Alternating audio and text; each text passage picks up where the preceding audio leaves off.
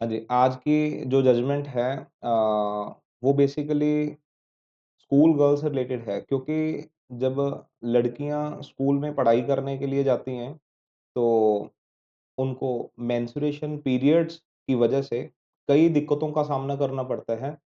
चाहे वो लगा लो कि वहाँ पे प्रॉपर मतलब हाइजीनिक टॉयलेट्स का ना होना उनके लिए स्पेशल, ठीक है? विद वाटर फैसिलिटीज़ एक्सेट्रा जो भी लगा लो। और जो मेल टीचर्स हैं या बॉयज़ हैं स्कूल्स में, तो उनकी तरफ से मेंस्ट्रुएशंस को एक अलग तरीके से देखना ठीक है? और अलग तरीके से मतलब उसके रिगार्डिंग थोड़ा बहुत मज़ाक वगैरह करना, ठीक है? तो उस वजह से मतलब कई दिक्कतें आती हैं, ठीक है? या फिर मेंस्ट्रुएशंस के टाइम जो है, टीचर्स द्वारा बिल्कुल भी बात ना सुनी जानी, ना रेस्ट करने के लिए और ना ही वहाँ पे कोई छुट्टी वगैरह लेने के लिए, जो भी मतलब दिक्कतें हैं देखो, ठीक है?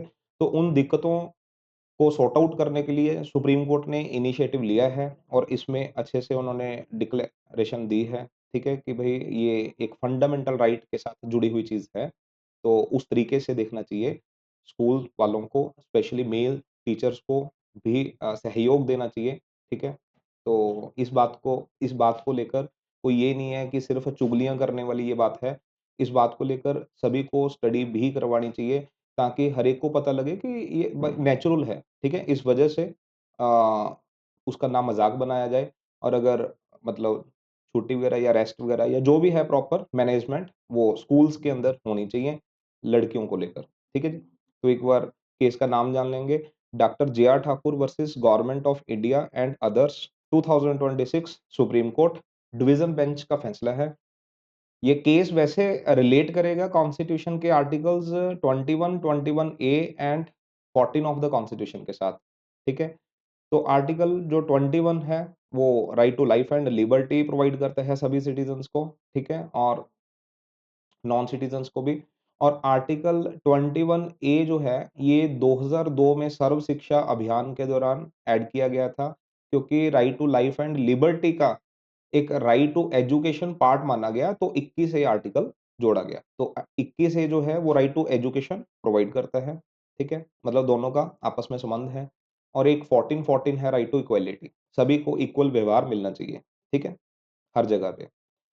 तो मेन पॉइंट जो सुप्रीम कोर्ट की तरफ से हेल्ड किया गया है, वो ये कही गई है बात, जो ध्यान रखनी है, right to dignified menstrual health is a part of article 21। वही 21 फंडामेंटल में कवर किया जाता है, ठीक है? कि right to dignified menstrual health. तो मतलब मेंस्ट्रुअल हेल्थ है, उसका ध्यान रखा जाए, अच्छे तरीके से उसको डिग्निफाइड तरीके से डील किया जाए, ठीक है? तो आर्टिकल 21 मैंने बता ही दिया आपको right to life and personal liberty. So the Supreme Court said that कि every school girl has the right to proper menstrual health and hygiene, and this right is a part of right to live with dignity, ठीक है? क्योंकि dignity के ऊपर तो काफ़ी judgements already supreme court की हैं, आर्टिकल 21 के ऊपर कि हर व्यक्ति को डिग्निटी के साथ डील किया जाए। हर एक व्यक्ति को जीने का अधिकार है, वो भी डिग्निटी के साथ।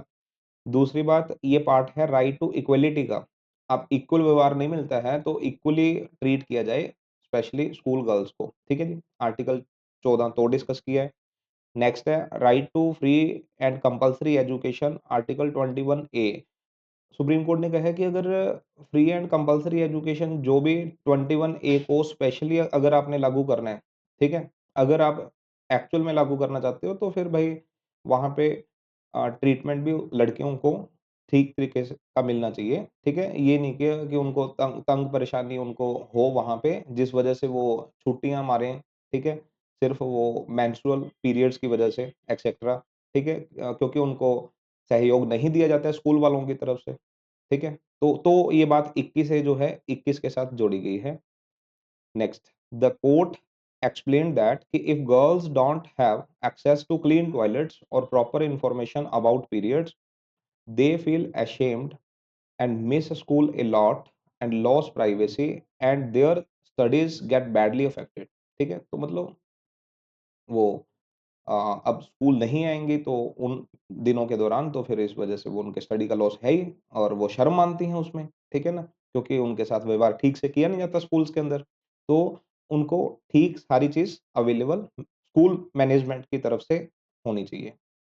The court order the government to give free sanitary napkins in schools. हर एक स्टेट गवर्नमेंट चाहे प्राइवेट है मतलब स्कूल चाहे सरकारी है उन सभी स्कूलों के अंदर ये चीज़ें जो हैं वो अवेलेबल करवाई जाएँ और make sure every school has clean separate toilet for girls with proper management, clear?